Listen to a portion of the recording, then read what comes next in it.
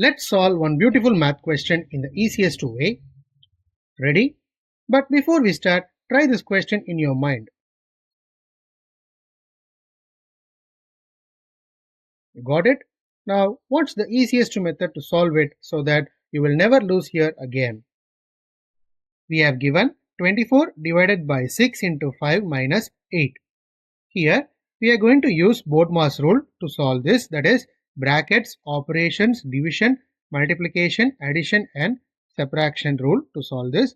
So, first we are going to divide. So, 24 divided by 6 is nothing but 4. 4 into 5 minus 8. Then comes the multiplication. So, 5 4s are 20. 20 minus 8 is nothing but 12. Therefore, the final answer of this is 12. In the next video, we will see more trickier problems using BODMAS rule, and trust me friends, I'll make it even simpler than this to you.